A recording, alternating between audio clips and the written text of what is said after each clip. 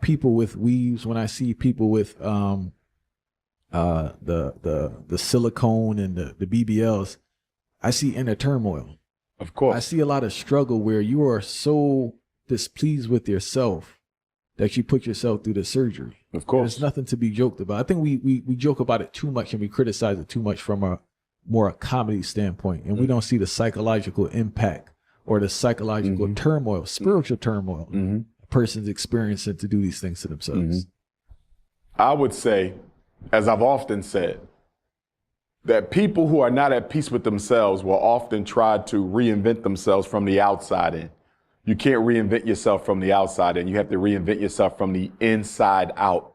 All this surgery, cosmetic surgery, men and women, all this wig and weave and European hair color, all of this are signs that the person wasting all this money on trying to look like a different person is not at peace with themselves. They are not happy people. You can't be.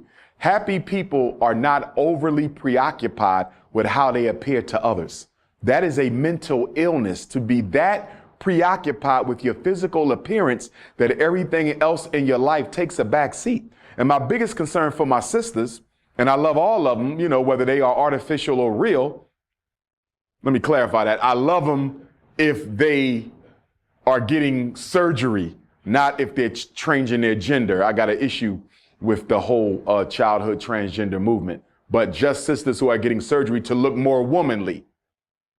My concern for them is when they become elders, when you get older, you got artificial breasts, you got artificial buttocks.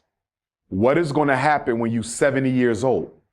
What happens to those breasts when they get heavy and saggy? What happens to those buttocks? What happened to those packs inside your body when they begin to bust? I don't think our black women are looking down the road long enough to life after their prime when they are still going to have these artificial objects in their body. Are you going to get them surgically removed? Maybe they'll just get them surgically removed at that time, I guess.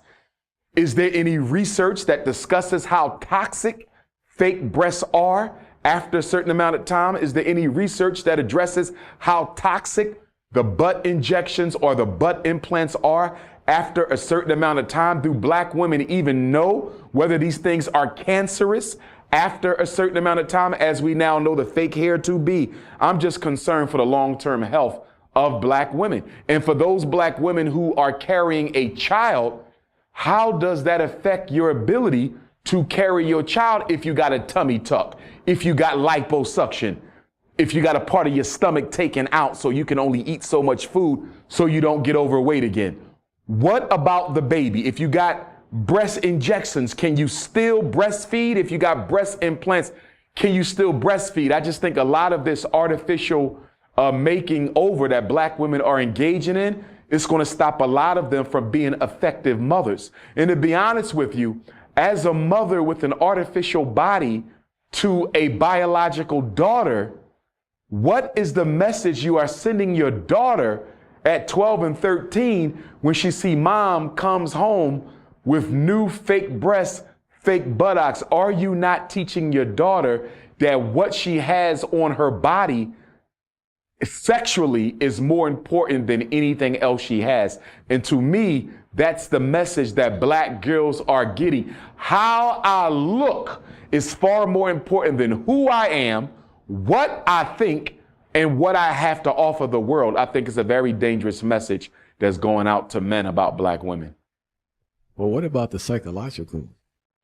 Well, as far as the psychological impact of it, I believe the psychological damage is already done once you get on the table. I think the psychological issues are impacted even further by the fact that after a certain amount of time, a lot of these women are not even content with the new body they have because they don't understand how the mind works. If you are not at peace with yourself, it's because of something going on inside. You transform the outside, and after the honeymoon period of the new breasts and buttocks is over, you still back to not feeling good about yourself. So now you want to go back out and get some more surgery, i.e. Little Kim. And I'm not picking on my sister, Little Kim, but from what I understand from her history, she was psychologically abused by her father. And I don't know her whole life, but I saw a documentary speaking to how little Kim was psychologically abused by her father. And I believe that that played a big role in why she underwent so much surgery. Little Kim was beautiful. Little Kim didn't need any surgery. She was a drop dead gorgeous woman. She didn't need the surgery. But because of what was done to her by her father, I believe, and I could be wrong, just with the limited information that I have, I believe that had a lot to do with why little Kim went on the slicing table. And I think that has a lot to do with why a lot of black women go on the slicing table, being rejected by men, mistreated by men, abandoned by their parents, or ridiculed for their physical appearance. Michael Jackson is a good example. Michael Jackson is the best male example of surgery being performed on your external self for problems going on in the internal self. Michael Jackson was robbed of his childhood. Michael Jackson was physically abused by his father. Michael Jackson often spoke of how his peers would talk about his big nose. Michael Jackson was traumatized by his own people for how he looked. And as a result of that, he desecrated himself physically. It's the same thing black women are doing. Someone made them feel insecure and unvalued as who they were. And so they're now seeking to reinvent themselves artificially on the surgeon's table. And it's a very dangerous thing to do. And we spoke about the physical, we have the psychological, and the last thing people listening need to know about is the financial burden. A lot of these surgeries are done through credit. Are done through credit.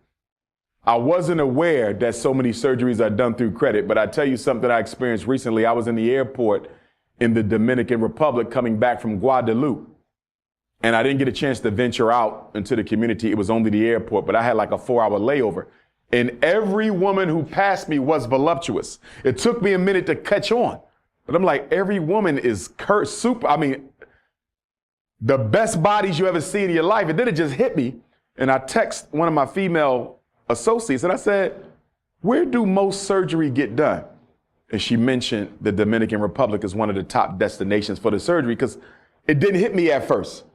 I said, wait a minute, all these women are just super, are they work? I mean, the Dominican Republic, they're just born like this?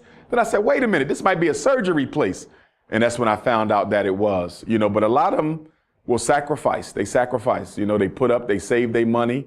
A lot of them are middle-class black women who can afford it.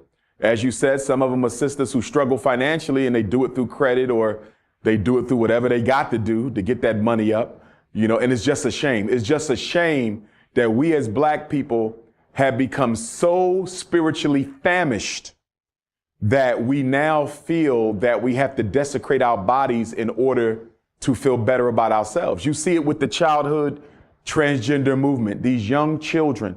And of course, in California, sexual reassignment surgery is totally legal. You have children out here, Dwayne Wade's son and others, getting sexual surgery to reinvent themselves in the opposite sex before they even old enough to responsibly make that kind of a permanent decision for themselves. And we as black people are overlooking the fact that this childhood transgender movement, which was refueled by President Barack Obama while he was in office, is nothing other than a form of genocide and extermination. When a boy decides to get sexual reassignment surgery to become an artificial woman, he castrates himself. We are now voluntarily castrating ourselves. When they take your testicles out of your scrotum, they can't put them back.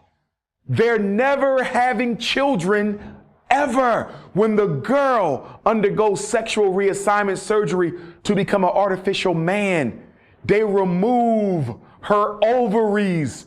She's never ovulating again. She's never getting pregnant. Why are we as black people allowing our children to make permanent decisions about their ability to reproduce? This is not just a decision about whether you want to be a girl or whether you want to be a boy. No, this is a decision about your capacity to reproduce yourself when you become an adult. Once they reassign you, they castrate and sterilize you, Reproduction is over, and black people, so caught up in the LGBT crusade, are not seeing the fact that this is not about LGBTQ. This is about the genocide of African people disguised as childhood transgender.